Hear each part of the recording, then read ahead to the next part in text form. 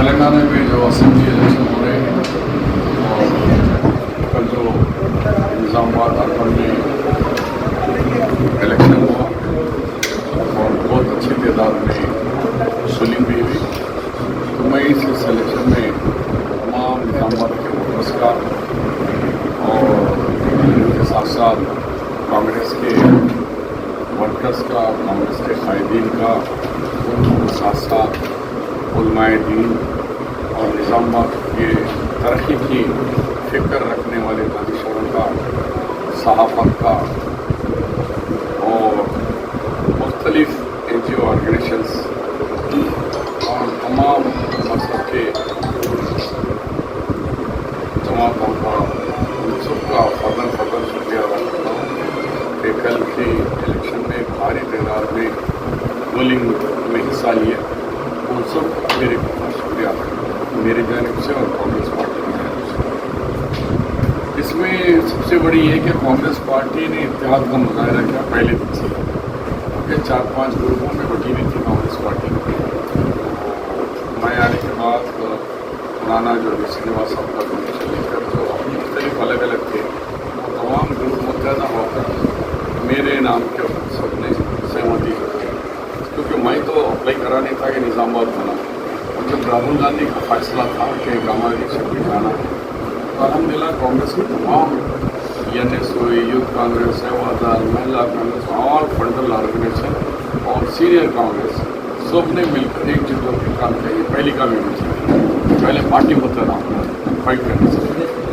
उसके बाद यहाँ पर अक्सरियत और अक़लियत के लोगों ने जिस तरीके से मुझे रिसीव करा और मुझसे जो तवक़्क़ात रखे कि आफ्टर डी श्रीनिवास के बाद एक बड़ा कायद आया हुआ है जिसकी दिल्ली से लेकर हैदराबाद तक पहुँच है। ये 15 साल में निज़ामाबाद का तरक्की नाम की नहीं हुई है और तरक्की चाहते हैं बहुत सारे लोग, इसलिए कि अक्सरियत नहीं, सारे फिक्र रखने वाले, निज़ामाबाद की सोच रखने वाले इन लोगों ने कहा कि शबीर साहब द बेस्ट कैंडिडेट है, सेकुलर कैंडिडेट है, हम वोट देंगे। ये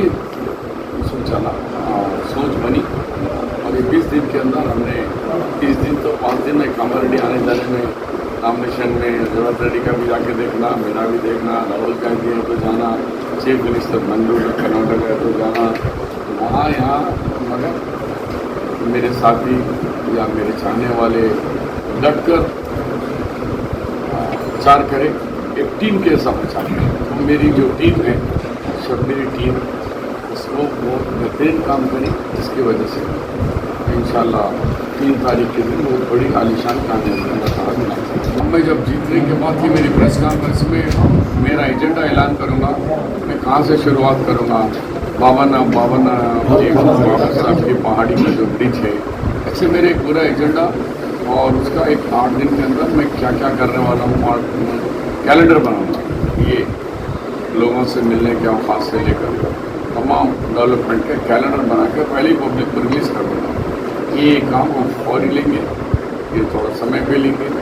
जो लोग मकानात हैं उनको कैसे बनाएंगे, नए राशन कार्ड कैसे देंगे, नए वजीफे हैं, नौजवान बच्चों के कॉलेज है, उनकी फीस रिएम्बर्समेंट है, ये तमाम चीज़ें ये मैं कैलेंडर के बेसिस से रिलीज़ करके उनको काम करा देंगे। क्या आपको डिप्टी चीफ मिनिस्टर के ओहदे की उम्मीद आप जो कर रहे हैं, आपको डिप्टी चीफ मिनिस्टर का ओहदा दिया जाएगा ऐसी उम्मीद की जा रही है? अब पहले रिजल्ट आना, तो उसके बाद राहुल गांधी जी क्या फैसला करते हैं कमान, क्योंकि निज़ामाबाद की जाने वाले राहुल गांधी है। तो मैं समझता हूँ हमारा मुस्तकबिल में अच्छा कुछ सोच कर रखे होंगे। कुछ देर पहले खबर आई थी कि 4 दिसंबर को जो है CM साहब जो कैबिनेट का इजलास हुआ, इसका क्या बुला सकते हैं ना, बुला के डिजिग्नेशन ले जाके राजभवन में गवर्नर को देख के आ सकते हैं।